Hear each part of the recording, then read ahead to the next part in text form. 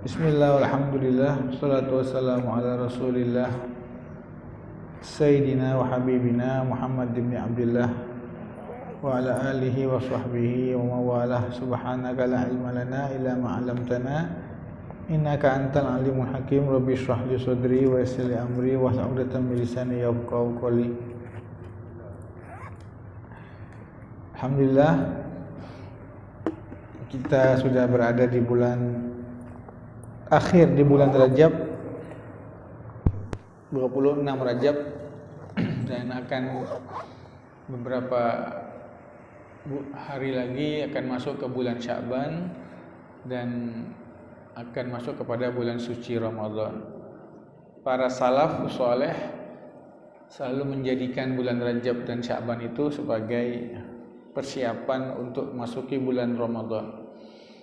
Maka pada pertemuan kali ini kita insyaallah akan membahas tentang persiapan di bulan suci Ramadan, fiqhus shaum. Walaupun kita sudah membahasnya dan seharusnya kita masih dalam bab munakahat, cuman khusus karena menjelang datangnya bulan Ramadan kita akan ulas lagi fikih seputar puasa Ramadan. Insyaallah 28 Februari pemerintah akan melaksanakan sidang isbat untuk penentuan puasa. Walaupun PP Muhammadiyah sudah mengumumkan bahwa Ramadan jatuh pada tanggal 1 Maret dan Idul Fitri pada tanggal 30-nya.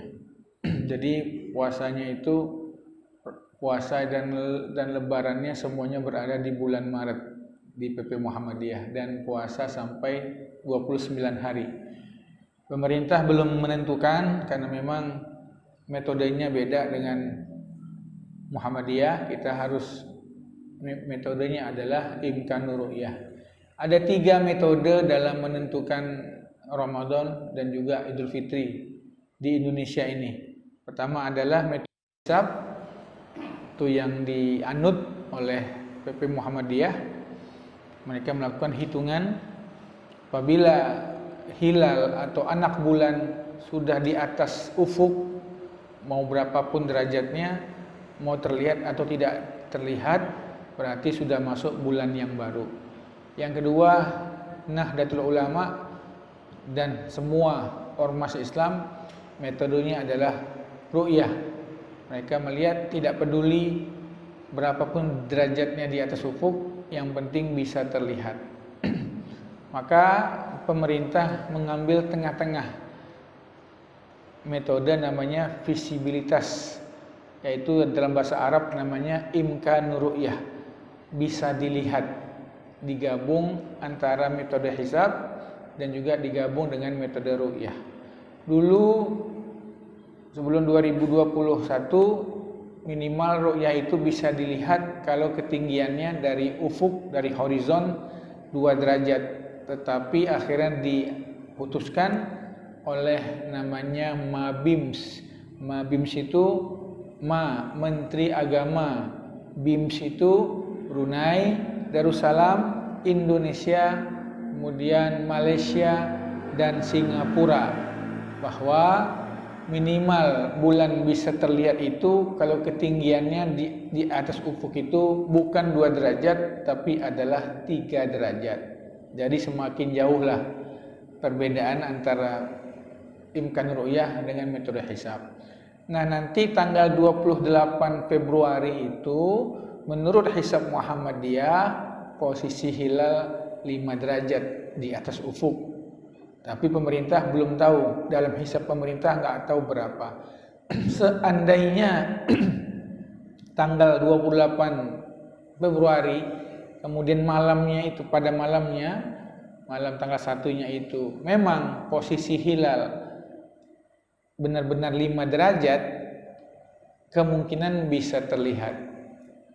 Pak Thomas Jamaluddin dalam media, saya nggak tahu, mengatakan kemungkinan terlihat nanti di Aceh, karena Indonesia kan dihitung dari Papua sampai dengan Aceh. Nggak terlihat di Papua, mungkin bisa terlihat di Jawa, tak terlihat di Jawa mungkin bisa terlihat di Aceh. Itu jaring terakhir kita menjaring hilal itu posisinya terakhir di Aceh. Kalau di Papua tak terlihat, di Aceh terlihat, alhamdulillah berarti kita puasanya bareng dengan Muhammadiyah. Tetapi kalau sampai di Aceh tak terlihat juga, berarti ya puasanya beda dengan Muhammadiyah. Yang berpotensi berbeda ini adalah Lebaran. Muhammadiyah 29, kita mungkin 30. Tapi ya wallahu alam semuanya masih nanti ditentukan oleh sidang isbat nanti. Nah, maka dari itu kita berharap mudah-mudahan ya bisa saling menghormati. Kita sudah sering berbeda. Kok kemarin-kemarin akur Ustaz? Akurnya itu kalau posisi hilalnya tinggi. Kalau posisinya di atas 3, insya Allah akur. Nah, tapi masalahnya kalau posisi hilal tinggi, tapi di seluruh Indonesia mendung, ya sudah.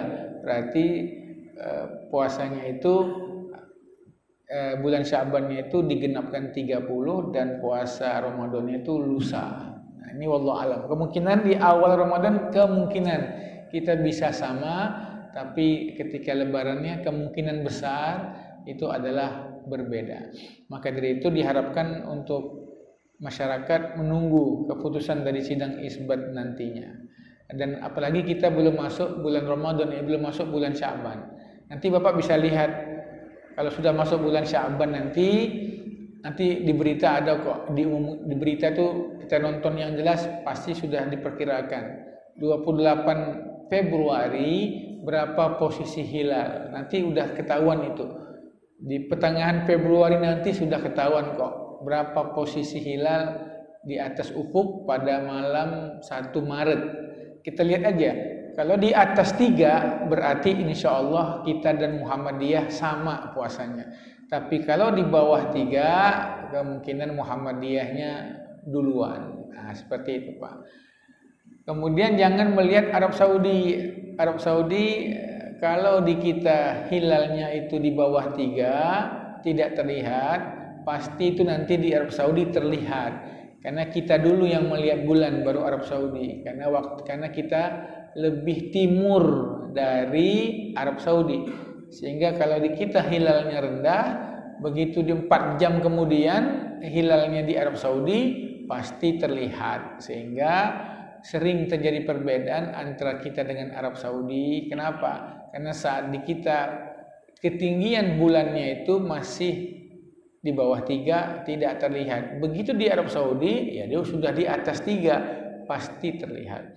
Kalau di kita terlihat, di Arab Saudi lebih-lebih terlihat lagi, maka kita itu bareng. Nah, makanya masing-masing punya tempat matla, punya tempat melihat hilal masing-masing. Begitulah yang diajarkan dalam hadis Quraib dari riwayat Bukhari. Terjadi perbedaan antara sahabat Nabi yang di Madinah dan di Syam, yang di Suriah, yang di Damaskus. Enggak ada masalah, masing-masing melihat tempat hilalnya masing-masing. Ya, Quraib itu pergi ke Suriah, kemudian ke Damaskus, kemudian terjadi perbedaan puasa 1 hari antara sahabat yang di Madinah dan sahabat yang di Damaskus. Dan begitulah Nabi mengajari kami, tidak usah, tidak perlu. Cuman kita di Indonesia, negara kesatuan kita cukup luas, sehingga hitungan kita, teritorial kita terhitung. Kalau di Papua tidak terlihat, ya harapan kita di Jawa, Jawa tak terlihat, harapan kita di Aceh, Aceh lewat, ya sudah, anggap sudah tidak ada hilal. Jadi mudah-mudahan perbedaan ini tidak menjadi perselisihan yang sudah biasalah kita alami. Baik, itu puasa Ramadan, kata Nabi, sumu li ru'yatihi, puasalah karena melihat bulan, dan waftiru, dan berlebaranlah, berhari rayalah dengan melihatnya, kata Nabi SAW. Baik, di bulan Sya'ban apa saja yang akan sunnah kita lakukan? Kalau yang Nabi lakukan di bulan Sya'ban, Nabi banyak puasa. Bahkan Nabi itu di Sya'ban itu puasanya hampir full 1 bulan. Beliau hanya berhenti 1 hari menjelang Ramadan untuk memberi jeda. Sehingga Aisyah bertanya kepada Rasulullah, "Ya Rasulullah, kami melihat engkau ini banyak sekali puasa di bulan Sya'ban, tidak seperti di bulan-bulan lainnya." Kata Nabi, ini bulan yang orang lalai untuk beribadah di dalamnya. Kata Imam Ibnu Hajar, kata Nabi lalai itu, kebanyakan sahabat itu berpuasa itu di Rajab, lalu mereka istirahat pada di bulan Sya'bannya. Nah, maka bagi kita yang punya kemampuan silahkan memperbanyak puasa di bulan Sya'ban kalau mampu. Kalau tidak jangan. Kata ulama itu Nabi SAW kuat karena Nabi menyambung puasanya itu dari Sya'ban dan beliau berhenti beberapa hari menjelang Ramadan, lalu ketika Ramadan beliau berpuasa 2 bulan. Nabi itu kuat. Kalau kita belum tentu, takutnya kalau kita puasa di Sya'ban nanti malah loyo di Ramadannya, malah itu tidak baik. Yang kedua, bagi para wanita, Sya'ban ini adalah waktu yang sangat tepat untuk mengqadha puasa apabila belum mengqadha dari Ramadan yang tertinggal di tahun yang lalu. Aisyah pernah mengatakan, aku melayani Nabi SAW dan aku baru bisa sempat, dan kami menjadikan bulan Sya'ban itu sebagai waktu kami untuk mengqadha puasa. Hingga para ulama mengatakan, barang siapa yang masih ada hutang bulan puasa, masih ada hutang puasa di Ramadan yang lalu, maka batas akhir untuk mengqadha itu adalah di bulan Sya'ban. Apabila sampai masuk Ramadan berikutnya dia belum juga mengqadha puasanya, maka qadanya tetap berlaku dan dia berdosa keterlambatannya itu. Kalau di dalam sholat, mengqadha itu kan tergantung. Kalau meninggalkan sholatnya itu karena ketiduran atau lupa, mengqadhanya waktunya itu bebas kapan saja. Tapi kalau meninggalkan sholatnya itu karena sengaja, udah bangun azan, kemudian tidur lagi, kemudian bangun sudah lewat subuh, mengqadhanya harus saat itu juga. Nah, kalau bulan Ramadan meninggalkan puasa karena haid, karena nifas, karena musafir, karena sakit, waktu mengqadha itu kapan? Terbuka lebar sampai sebelum datang Ramadan berikutnya. Kalau sudah datang Ramadan berikutnya dia belum juga mengqadha puasanya, maka berdosa. Apakah ada tambahan lain? Dalam mazhab Imam Syafi'i, di samping dia itu berdosa, ditambah lagi satu puasa itu dia harus membayar satu fidyah. Misalnya ada seorang wanita Ramadan yang lalu punya hutang puasa 7 hari, tidak diqadha-qadha sampai datang Sya'ban ini, tidak diqadha-qadha juga sampai masuk Ramadan berikutnya, maka dia berdosa. Dan nanti setelah bulan Ramadan ini berakhir, dia segera mengqadha 7 hari tersebut plus 1 hari itu 1 fidyah. Berarti 7 hari puasa mengqadha dan 7 fidyah. 7 fidyah itu, 1 fidyah itu sekitar 7 on beras. Ya sekitar 1,5 kilo kalau 7 hari itu. Berarti 7 on dikali 7, 1,4 kilo. 1,5 kilo atau 2 kilo lah dia berikan kepada fakir miskin. Itu bagi yang terlambat dalam mengqadha puasa Ramadan. Baik, bagi kita yang tidak berpuasa di awal Sya'ban, apabila sudah intasafa, sudah masuk pertengahan Sya'ban, berarti 15 Sya'ban ke atas, maka itu diharamkan untuk berpuasa. Kecuali kalau dia sudah puasa di sebelum 15 Sya'ban.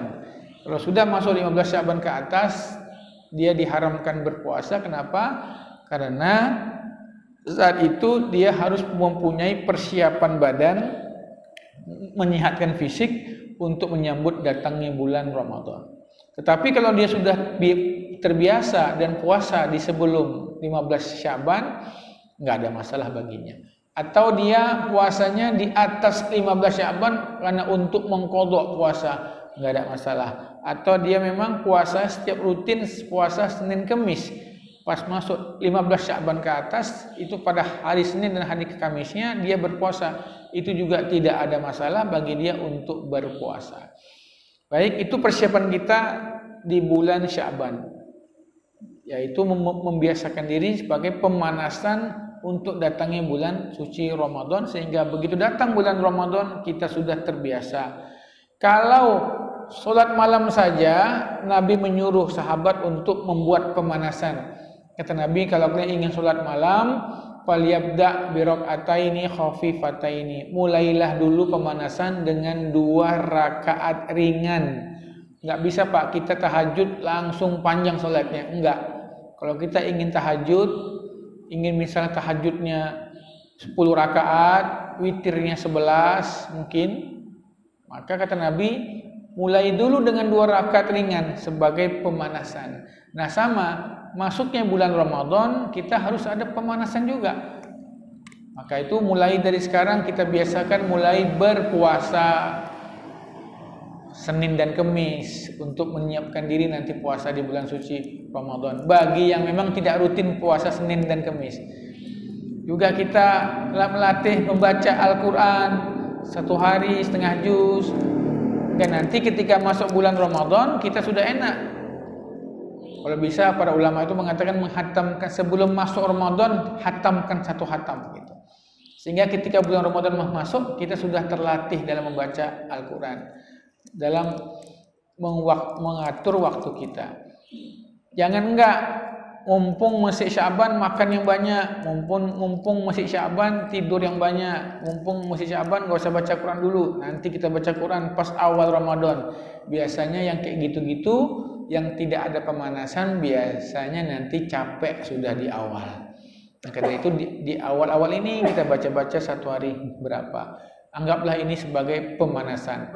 Kalau tahajud saja Nabi suruh pakai pemanasan, apalagi bulan Ramadan yang sebulan penuh dan wacana libur juga tidak jadi. Karena rencananya itu nanti katanya ada libur, ternyata tidak jadi wacana libur tersebut. Libur hanya di awal dan di akhir seperti dulu.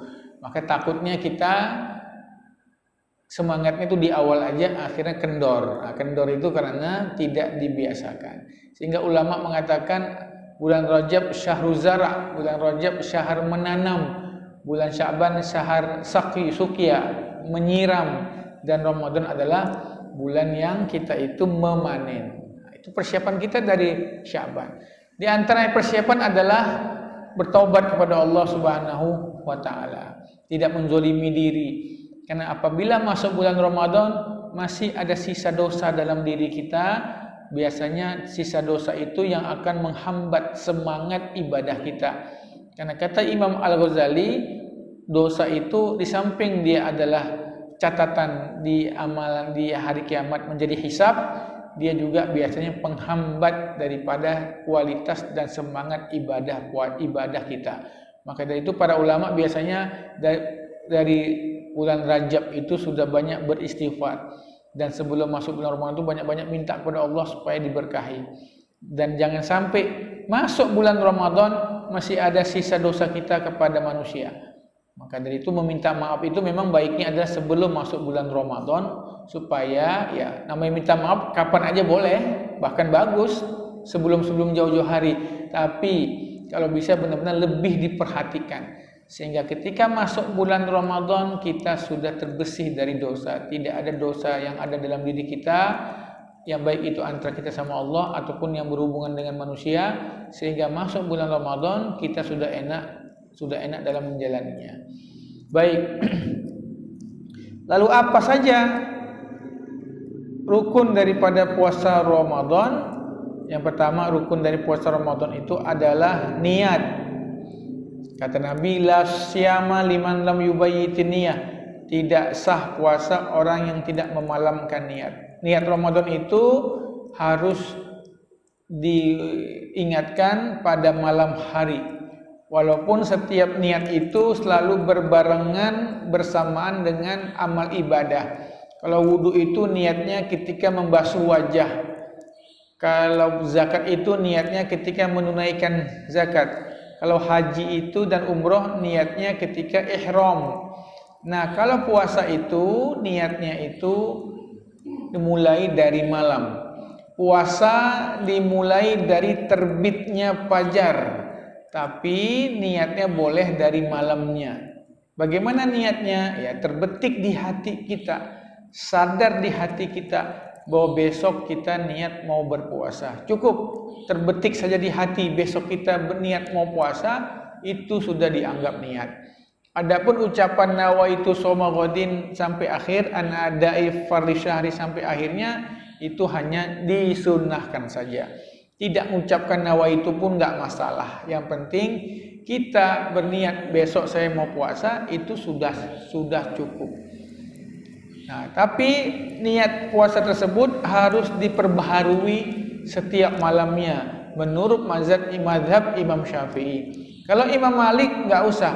Kata Imam Malik cukup niat di awal Ramadan untuk 1 bulan cukup, enggak usah lagi memperbaharui di setiap malamnya. Tapi menurut Imam Syafi'i harus diperbaharui di setiap malamnya. Makanya kata ulama yang paling bagus gabungkan saja. Di awal Ramadan kita niatkan puasa Ramadan sampai 1 bulan penuh. Lalu nanti setiap malam kita perbaharui niat kita. Itu saja daripada niatnya tadi, penting. Lafaznya bebas saja, walaupun yang menjadi sering kita baca adalah nawaitu shoma ghadin an adai fardhi syahri ramadhana hadisanati lillahi ta'ala. Lalu ada lagi mengatakan, Ustaz, Ramadhani apa Ramadhana? Terserah. Kalau yang mengatakan Ramadhana itu boleh saja, berarti jatuhnya adalah mudhof ilaih. Kalau mengatakan Ramadhani itu jatuhnya mudhof ilaih ke syahrinya, ke sanahnya. Ya nawaitu an arif fardhi syahri ramadhana, mudhof ke hadhihinya. Itu enggak usah diperlebar lah ya. Kadang-kadang yang gitu-gitu pun diribut-ributkan. Ada enggak harus Ramadhana, ada Ramadhani, padahal enggak bilang nawaitu pun sah. Karena enggak ada satu hadis pun menerangkan Nabi bilang nawaitu shoma ghadin, enggak ada Nabi bilang itu, enggak ada. Itu ulama mah yang nulis nawaitu shoma ghadin itu supaya memudahkan kita untuk melafazkan niatnya. Terserah, enggak bilang nawaitu pun enggak masalah. Yang penting kita sadar besok puasa Ramadan, besok saya mau puasa, sudah. Memangnya ada Pak contoh tidak niat? Nih Pak, contoh enggak niat Ramadan itu gini. Dia tidur sebelum maghrib, enggak sadar blas sama sekali. Bangun-bangunnya subuh. Nah, itu namanya tidak niat. Itu contoh tidak niat itu. Tapi kalau dia terbangun jam 12 malam, Bang, puasa besok. Oh iya, besok puasa ya. Insyaallah saya mau puasa. Bangunkan sahur ya. Iya, tidur terus enggak sahur, enggak masalah. Itu sudah dianggap niat. Itu penting ya Pak. Jadi jangan kadang-kadang Indonesia ini suka meributkan hal-hal yang enggak penting. Yang ini bilang Ramadhani, yang ini bilang Ramadhana, berbahas-bahas, berartikel-artikel panjang. Itu apalah kita ribut yang seperti itu. Yang penting kita sadar besok mau puasa, udah itu sudah dianggap sebagai niat. Baik, yang kedua adalah dari rukun puasa, meninggalkan hal-hal yang membatalkan puasa dari mulai terbit fajar sampai dengan tenggelam matahari. Terbit fajar itu ya nanti lihat aja Pak di jadwal Kemenak. Maka saya anjurkan untuk setiap masjid mencocokkan jamnya itu dengan HP lah ya Pak. HP itu paling tepat. Mau itu Telkomsel, mau itu Tri, mau itu apapun, itu waktunya pas dengan Greenwich. Ya sekarang ini 5.20. Kalau pakai Telkomsel 5.20. Kalau pakai Tri 5.20, sama semua. Mentari 5. Kalau sekarang kita lihat jam sekarang pas. Jadi tolong nanti setiap masjid ketika masuk bulan Ramadan dicocokkan, dikalibrasi, dipaskan jamnya itu dengan HP supaya pas. Karena yang paling tepat itu HP Pak, paling tepat. Karena itu HP benar-benar waktunya berdasarkan standar Greenwich, pas gitu. Karena bisa saja dia punya jadwal imsakiyah dari Kemenak, tapi jamnya tidak ngikuti HP, beda nanti itu. Nanti bisa beda gitu jamnya itu. Makanya kadang-kadang satu daerah saya hitung misalnya, kayak saya di masjid saya itu. Misalnya di jadwal Kemenak, misalnya zuhurnya misalnya 12:09 misalnya. Nah, itu orang azan 12:06 sudah azan. Padahal ketika dilihat di masjidnya, loh saya pakai ini juga Pak. Jadwal sholat saya pakai versi Kemenak juga. Betul, tapi jamnya enggak jam HP, jadi beda. Akhirnya ada yang zuhurnya 12:06, 12:07. Kita enggak, kita lihat jadwal Kemenak, zuhur 12:09. Lihat di HP itu. 12:09 baru kita azan. Nah, itu makanya.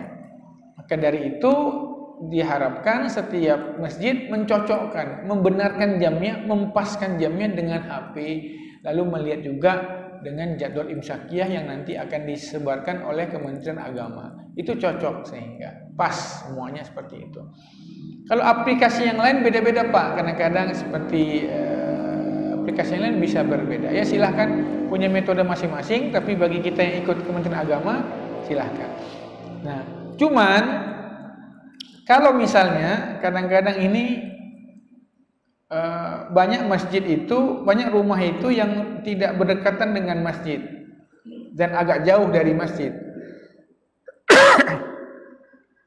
Lalu masjid itu kadang-kadang nggak langsung azan, tapi dia tarhim dulu, dia pujian dulu, dia sholawat dulu, baru azan. Nah banyak orang kadang-kadang masjid sholawat, dia udah makan aja Pak, dia udah minum aja itu. Gitu dia minum, Pak belum, itu belum azan. Lah itu apa? Itu sholawat. Nah itu bagaimana hukumnya? Kalau misalnya bedanya 2 menit Pak, misalnya maghrib itu misalnya jam 6:21, jam 6:21. Dia minumnya jam 6:19. Itu insya Allah Pak aman. Karena waktu sholat yang dibuat oleh Kemenak itu semuanya itu dilebihkan 2 menit Pak. 2 menit itu dilebihkan itu artinya waktu hati-hati, waktu ihtiyat. Sehingga kalau Bapak lupa minum, ya nyangkanya udah azan, minum ternyata bunyi HP, bukan azan, bukan waktu gitu. Itu nggak masalah kalau di bawah 2 menit. Karena 2 menit itu adalah waktu tambahan. Ya, sengaja itu di jadwal Kemenak itu dibikin lebih. Misalnya kalau maghribnya 16:21, itu aslinya maghribnya itu 16:19. Sengaja dinaikkan 2 menit untuk kehati-hatian. Coba. Nah, itu untuk apa? Untuk bukanya. Nah, untuk subuhnya gitu juga. Makanya kita jangan pas azan itu benar-benar. Kalau subuhnya itu misalnya adalah jam 4:30, itu harusnya 4:28 itu. Nah, di ihtiyatkan. Maka kita penting sekali imsakiyah itu. Imsak itu sebetulnya penting supaya kita ada membuat jeda, berhati-hati gitu ya. Tidak makan dulu selama belum azan, jangan. Itu harus ada jeda untuk kehati-hatian. Lalu apa saja yang membatalkan puasa? Ya seperti yang kita paham bersama, yang membatalkan puasa itu adalah makan dan minum dengan sengaja, bukan lupa. Kalau lupa tidak apa-apa. Karena puasa Ramadan ini setahun sekali, kadang-kadang orang itu lupa. Dia lupa ini sedang puasa, lalu dia minum, enggak masalah. Kalau lupa, seorang datang kepada Rasulullah, ya Rasulullah, saya itu tadi makan dan minum, lupa bahwa saya itu berpuasa. Setelah selesai makan minum baru saya ingat bagaimana puasa saya. Kata Nabi, innama at'amakallahu. Kau enggak apa-apa kata Nabi. Kau sedang diberi makan oleh Allah. Lanjutkan puasamu, enggak apa-apa kata Nabi SAW. Nah, itu dia benar-benar lupa Pak. Bukan dilupa-lupain, tapi dia benar-benar itu lupa. Selama dia itu lupa. Nah bagi kita yang melihat temannya sedang makan, sedang duduk di warteg misalnya, siang-siang hari bulan Ramadan, kalau kita yakin dia sedang lupa, jangan diingatkan dulu Pak.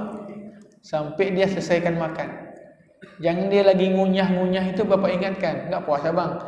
Itu bahaya Pak. Karena kalau dia lagi kepedesan, oh iya, jadi harus muntahin dulu, cuci mulutnya, repot. Biarkan aja dia dulu. Kalau kita yakin dia ini sedang berpuasa, dia ini orang soleh yang tidak pernah meninggalkan puasa. Kita lihat di teras rumahnya dia sedang makan jambu misalnya, biarin dulu. Udah dia kunyah, dia telan, dia minum, baru tanya, nggak puasa? Nah, gitu. Jangan lagi ngunyah-ngunyah kita bilang bahaya Pak. Itu. Nanti dia akan memuntahkan malah repot. Biarkan. Dia lagi minum, glek minum aqua misalnya, lagi musik glek, biarin sampai. Lalu tanya, nggak puasa? Nah, seperti itu. Oh iya, ya Allah lupa, nggak apa-apa. Itu namanya rezeki yang Allah berikan kepada dia. Syukur, alhamdulillah. Gitu. Nggak usah kita ini. Makan dan minum. Yang kedua, yang membatalkan puasa itu adalah masuknya segala sesuatu ke rongga yang terbuka. Yang rongga tersebut akan menyampaikan kepada lambung. Maka itu juga bisa membatalkan puasa. Rongga-rongga terbuka itu pertama yang disepakati itu adalah hidung. Maka itu ulama mengatakan disunahkan ketika berwudu itu untuk mendalamkan basuhan, untuk mendalamkan kecuali saat bulan Ramadan. Tidak usah terlalu mendalamkan air ke dalam hidung, takut masuk sehingga akan membatalkan puasa. Maka dari itu ketika kita berwudu, kumur-kumur jangan terlalu dalam. Memasukkan air ke dalam hidung jangan juga terlalu dalam. Kalau terlalu dalam, masuk airnya maka batal. Enggak usah, saya tidak ada niat. Niat gak niat itu pasti masuk. Karena yang penting kita itu sadar kita sedang berpuasa, maka jangan terlalu mendalamkan kumur-kumur dan juga terlalu mendalamkan masukkan air ke dalam hidung. Kalau telinga, di mazhab Imam Syafi'i, telinga juga termasuk rongga yang terbuka.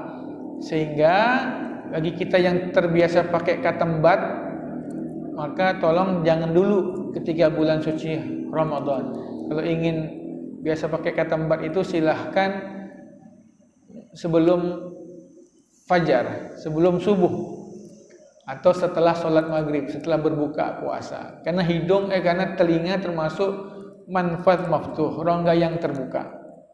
Walaupun banyak ulama yang mengatakan telinga bukan termasuk rongga yang terbuka yang menyampaikan kepada mulut, pada kerongkongan.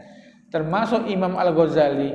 Imam Ghazali sendiri menganggap telinga bukan rongga yang terbuka. Sehingga kalau orang meneteskan obat telinga, mungkin telinga sakit di bulan Ramadan, dia teteskan, itu tidak batal di mazhab sebagian ulama dan menurut Imam Ghazali. Tetapi mazhab Imam Syafi'i menganggap itu batal. Walaupun secara medis telinga itu tidak sampai ke rongga tenggorokan, jadi tidak batal. Tapi ya saya harus katakan di mazhab Imam Syafi'i batal kalau telinga itu karena dianggap sebagai rongga terbuka.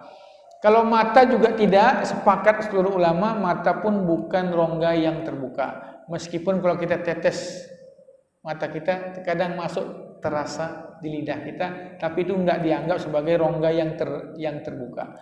Itu tidak masalah hukumnya. Maka hukumnya dibolehkan saja. Lalu bagaimana dengan suntik? Kalau suntiknya itu di otot, vaksin itu tidak dianggap batal. Tapi kalau infus yang diurat nadi itu infus dianggap membatalkan. Karena dia memberikan efek segar dan membuat dia itu orang bisa kuat dan itu dianggap batal. Jadi kalau suntik di otot itu tidak membatalkan puasa, tapi kalau suntik itu kalau infus itu membatalkan, hukumnya adalah membatalkan puasa. Baik, itu hal-hal yang membatalkan puasa. Kemudian muntah juga dalam mazhab Imam Syafi'i membatalkan puasa dengan syarat istisqa, dengan syarat istiqa. Istiqa itu adalah memaksakan muntah. Kalau muntahnya itu dengan sendirinya tidak batal. Misalnya kita di bulan Ramadan mudik naik bisnya ngebut, bisnya itu kencang dan ngebut hingga membuat kita mabuk. lalu kita muntah, itu tidak membatalkan puasa. Karena muntahnya itu bukan dibuat. Tapi kalau orang mencolok-colok mulutnya sendiri supaya keluar muntah, maka itu batal. Muntah yang batal itu muntah yang dipaksakan. Kalau bukan dipaksakan, muntah sendirinya itu tidak dianggap tidak membatalkan puasa di dalam mazhab Imam Syafi'i. Kemudian yang membatalkan juga adalah mengeluarkan sperma. Mengeluarkan sperma itu juga membatalkan puasa. Tetapi kalau tidak mengeluarkan, tapi dia keluar sendiri karena tidur, karena mimpi, maka itu tidak membatalkan puasa. Tapi yang membatalkan itu adalah disebut sebagai istimna. Nah, itu onani. Itu yang kita sebut onani. Itu yang membatalkan. Kalau tidak karena mimpi, tidak sengaja, maka itu tidak membatalkan puasa. Adapun bercumbu sama istri, bercumbu dengan istri di siang hari di bulan Ramadan, apakah itu membatalkan atau tidak? Kalau dia cumbu istrinya dan dia yakin ketika dia peluk dan dia cium itu akan keluar sperma, kemudian akhirnya benar-benar keluar sperma, maka itu batal puasanya. Tapi kalau hanya mencumbu saja tidak mengeluarkan sperma, maka itu tidak batal. Tetapi itu dimakruhkan oleh para ulama karena ditakutkan itu akan menyampaikan kepada persetubuhan. Sementara kita disuruh untuk menghindari hal tersebut. Kalau hanya keluar madhi, ya bukan mani, bukan sperma, hanya keluar madhi, cairan yang bukan sperma, itu tidak membatalkan. Tapi kalau sudah keluar sampai sperma, maka itu bisa membatalkan. Adapun mengucap kata-kata mesra ataupun mengucap kata-kata mesra atau romantis tidak ada masalah. Karena ada beberapa riwayat sahabat melakukan seperti itu. Tapi jangan sampai melakukan persetubuhan atau menyentuh sampai keluar sperma, itu yang tidak dibolehkan. Karena silahkan nanti melakukan hubungan badan di malam hari, di siang hari, menghindar dari hal yang seperti itu karena takut tidak dapat menahan syahwatnya. Kemudian itu hal-hal yang dilarang yang ketika dilakukan di bulan suci Ramadan. Baik. Larangan berikutnya adalah bersiwak atau membersihkan gigi. Apakah itu diharamkan? Tidak. Kalau bersiwak itu bahasa kita sekarang ya gosok gigi, dalam mazhab Imam Syafi'i hukumnya itu adalah dimakruhkan kalau setelah zuhur. Menggosok gigi itu setelah zuhur itu dimakruhkan. Apa sebabnya dimakruhkan? Karena kata Imam Syafi'i, Nabi SAW mengatakan, la khulufu famu shaim atyabu indallah min rihil misik. Bau mulutnya orang yang berpuasa itu di sisi Allah lebih baik daripada minyak misik, daripada minyak kasturi. Dan biasanya bau mulut itu mulai keluar sehabis zuhur. Sehabis zuhur itu biasanya bau mulut itu sudah keluar. Nah makanya bau mulut itu kan lebih utama di sisi Allah daripada minyak misik. Maka jangan dihilangkan dengan kita menggosok gigi. Itu pertimbangan dari mazhab Imam Syafi'i. Tetapi Imam Nawawi tidak mengambil pendapat ini. Beliau katakan yang afdol itu bukan bau mulutnya, yang afdol itu puasanya. Dan bau mulut itu bukan berada di mulut, tapi biasanya dari perut. Sehingga menurut Imam Nawawi tidak dimakruhkan orang menggosok gigi, memakai siwak sampai kapanpun. Mau itu sebelum zuhur, mau itu setelah zuhur. Mazhab Imam Malik, Imam Abu Hanifah, Imam Ahmad sama, tidak makruh menggosok gigi, bersiwak itu, menggosok gigi itu di bulan Ramadan. Mau itu sebelum zuhur, mau itu habis zuhur. Tapi di mazhab Imam Syafi'i dimakruhkan sehabis zuhur. Nah, tapi Pak, satu poin yang penting, ya terserah bagi yang mengambil mazhab Imam Syafi'i, ya gosok giginya sebelum zuhur.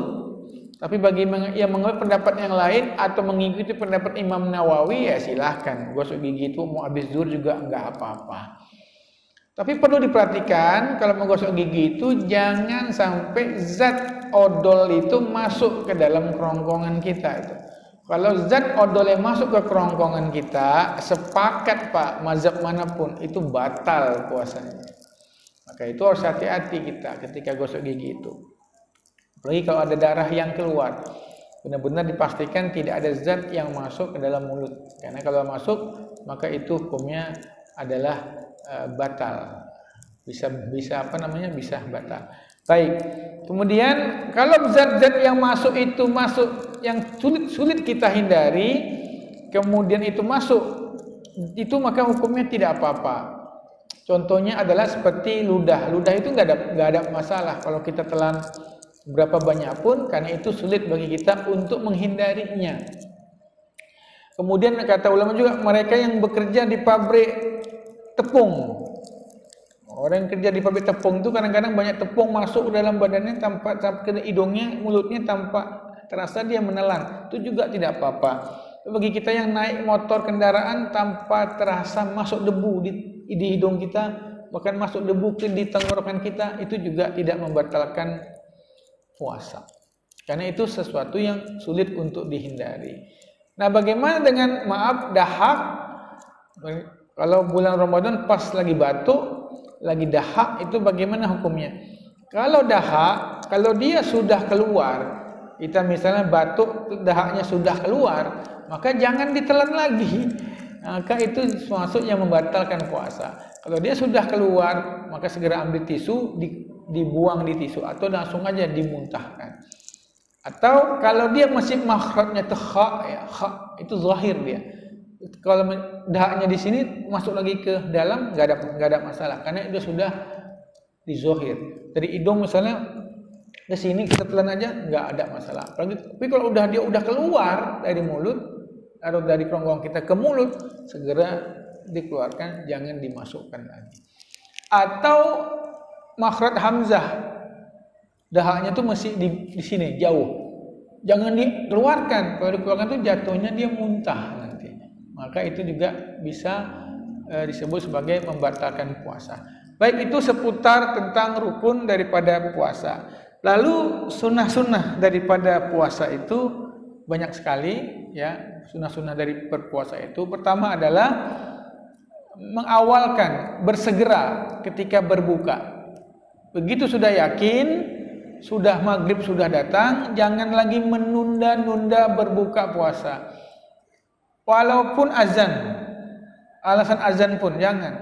Maka bagi yang muazin, begitu sudah masuk waktu maghrib, yakin, lihat di jadwal, lihat di HP, pas maghrib, minum dulu seteguk, baru azan. Maksudnya dibatalkan puasa dulu. Minum dulu seteguk, langsung azan. Dan tidak usah lagi nunggu lama. Karena kata Nabi, umatku mazal ummati bi khair, umatku akan selalu baik, ma'ajjalal futur, selama mereka menyegerakan berbuka, wa akharus sahur, dan mengakhirkan sahur. Jadi jangan banyak bertele-tele kadang-kadang. Bahkan kalau bisa baca doa berbuka itu pun setelah minum aja. Jadi ketika azan kita baca bismillahirrahmanirrahim. Setelah sudah masuk seteguk, baru kita baca Allahumma lakasumtu wa bika amantu wa ala rizkika aftartu dhahabadh dhama wa abtalatil uruq wa thabatal ajru insyaallah. Bahkan ulama saking hati-hatinya, kalau misalnya sudah maghrib kita bingung, air nggak ada, minum juga nggak ada, mana ini? Ada ketempat korek kuping kali, udah itu anggap kita sudah berbuka puasa. Itu sampai seperti itu, saking cepatnya. Baik, kalau untuk sahur disunahkan diakhirkan sahur, jangan terlalu awal. Sahur jam 2 malam itu terlalu awal. Sahur misalnya kalau subuhnya jam 4.30, kita sahurnya itu jam 4. Nah, jam 4, setengah jam. Aisyah ditanya, dari sahur Nabi ke azan itu berapa lama ya Aisyah? Kata Aisyah, seperti kalian membaca Al-Quran 50 ayat sedang. 50 ayat. Nah, 50 ayat itu dihitung oleh ulama kira-kira ya sekitar 20 menit sampai dengan setengah jam. Kita makan jam 4, 5 menit sebelum azan kita berhenti untuk imsak tadi, atau 3 menit atau 2 menit, terserah. Itu lebih dianjurkan. Jangan sahur itu jam 3, jam 2, itu nanti takutnya terburu badan itu lemas sebelum maghrib. Jadi diakhirkan puasa itu. Baik, puasa yang kedua, ada sunnah kedua itu berikutnya adalah tidak ada Nabi bilang berbuka dengan yang manis-manis, Pak. Ini aneh ini. Berbuka yang manis-manis itu dari mana itu? Berbuka yang manis-manis malah diabetes nanti, malah nggak bagus. Kalau berbuka itu adalah dengan kurma. Kurma kan beda, Pak, dengan manis-manis itu. Ini orang berbuka dengan gula, enggak ada. Berbukalah dengan sesuatu yang sifatnya itu buah yang manisnya itu alami. Kalau Nabi itu berbuka itu dengan rutop, dengan kurma. Kalau nggak ada dengan air. Kalau bisa diartikan dengan manis-manis, dengan yang segar-segar, dengan makanan yang makanan itu ringan, bukan makanan yang mengandung gula banyak, enggak. Jadi berbukalah dengan sesuatu yang ringan. Seperti Nabi itu pakai kurma, kalau enggak ya biasa Nabi itu dengan air putih. Nah, kalau bisa kita langsung makan juga tidak ada masalah. Cuman takutnya kalau kita makan berat magribnya itu, karena waktu maghrib kan pendek, Pak. Maka itu makanlah dengan sekedarnya dulu, baru setelah itu kita sholat, baru setelah itu makan yang enak itu, makan yang berat. Yang utama itu memang adalah dengan kurma. Makan dengan ganjil 3, 5 atau 7 atau 9 atau 11. Silahkan, bagi kita kuat makan seperti itu. Makan sesuai dengan yang dianjurkan oleh dokter. Kalau kita makan itu banyak, pasti nanti tidak baik bagi pencernaan kita. Dan ingat, Ramadan itu bukan hanya pagi dan siang, tapi Ramadan itu juga ada malamnya, itu juga harus kita laksanakan. Sehingga kita buka itu juga jangan terlalu banyak, sehingga tidak mengganggu kualitas tarawih kita. Nah, sunnah-sunnah itu seperti itu. Kemudian meninggalkan gibah, meninggalkan hal-hal yang bisa membatalkan puasa kita, membatalkan pahala puasa kita. Di antaranya yang bisa membatalkan pahala puasa kita itu adalah ghibah, menggunjing orang, namimah, mengadu domba, berkata bohong, dan lain sebagainya. Saya kira itu sunnah-sunnah di bulan suci Ramadan. Lalu membaca Al-Quran juga masuk sunnah yang sangat dianjurkan di bulan suci Ramadan. Imam Syafi'i kalau di bulan Ramadan beliau hatamnya itu adalah 2 kali hatam. Hatam 1 kali di siang hari, hatam 1 kali di malam hari. Sehingga kalau Ramadan 30 hari, beliau 60 kali hatam selama bulan suci Ramadan. Para sahabat lebih memperbanyak hataman baca Al-Quran itu di bulan suci Ramadan. Yang terakhir, waktu kita terbatas, sunnah puasa adalah memperbanyak sedekah. Ibnu Abbas mengatakan, karena Nabi SAW ajwadun nas. Nabi itu orang yang paling dermawan. Wa kan ajwadun nas fi Ramadan, dan lebih dermawan lagi ketika di bulan Ramadan. Sedekah itu lebih lagi di bulan Ramadan, karena itu diharapkan dilipat gandakan pahala kita di bulan suci Ramadan, sehingga sedekah juga diperbanyak di bulan suci Ramadan. Baik, itu saja mungkin yang bisa saya jelaskan. Sudah jam 6:15, mungkin ada yang mau kita tanyakan atau kita diskusikan. Wallahu a'lam bishawab.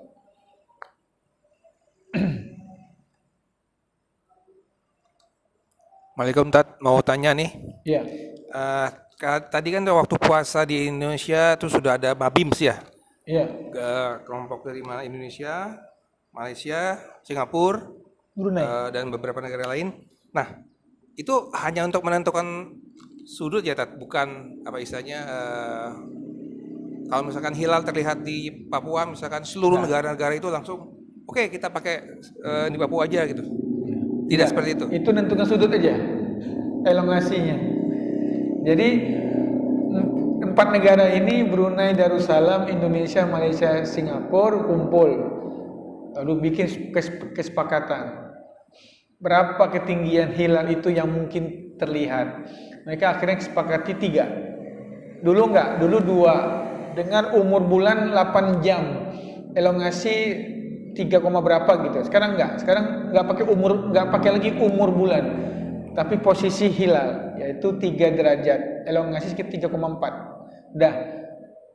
Nanti Pak, begitu awal Ramadannya, ya bisa saja hilal itu 4 derajat tapi tidak terlihat di Indonesia. Di Malaysia terlihat, ya Malaysia puasa. Gitu aja. Di Indonesia ya enggak, walaupun di atas 3 derajat. Maka kita bisa saja berbeda sama Brunei. Kita bisa aja berbeda sama Malaysia. Gitu. Misalnya saya bilang tadi, hilalnya ini sudah sesuai dengan kriteria Mabims di atas 3 derajat. Tapi Indonesia mendung semuanya. Di Brunei pas enggak mendung, dia lihat, ya dia puasa Pak, kita enggak. Nah, kayak Ramadan kemarin tuh Pak, kita deg-degan. Saya di Puri Retno itu, di Karangbolong. Lihat, mendung Pak. Kabar dari Papua tidak terlihat. Manado, Ambon tidak terlihat. Ayo ini tinggal Jawa ini. Waduh, kita juga nggak lihat juga karena mendung. Waduh, udah resah ini semuanya. Pada saat itu posisi hilal sesuai kriteria di atas 3 derajat, meskinya terlihat. Pakai teropong secanggih apapun, namanya mendung tidak terlihat. Untungnya Pak terlihat di Sukabumi. Begitu dapat kabar, alhamdulillah udah terlihat. Oi, besok kita puasa. Seneng Pak semuanya itu. Nah, yang lucunya Ramadan sebelumnya kita udah pasang teropong.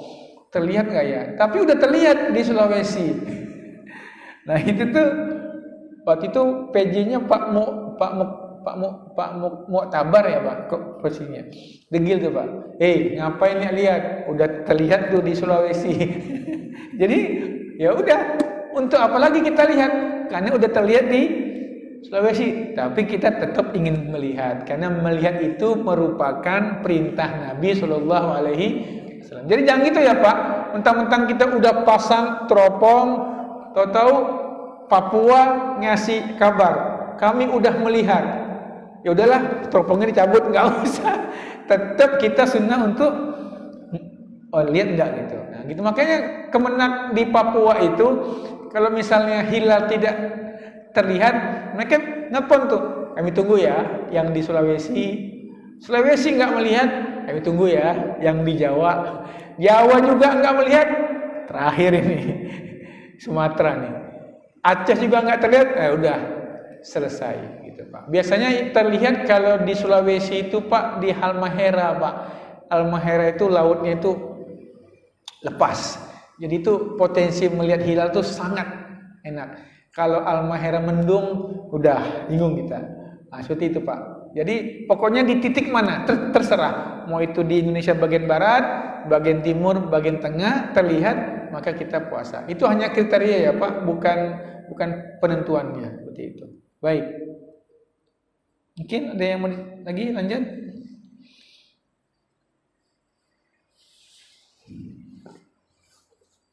Baik Pak, semoga Allah memudahkan puasa kita. Allah memberi kita hidayah dan menyampaikan kita di bulan suci Ramadan. Amin ya rabbal alamin. Saya akhiri. Subhanallah bihamdika asyhadu an la ilaha illa anta astaghfiruka wa atubu ilaik. Wal afu minkum. Assalamualaikum warahmatullahi wabarakatuh.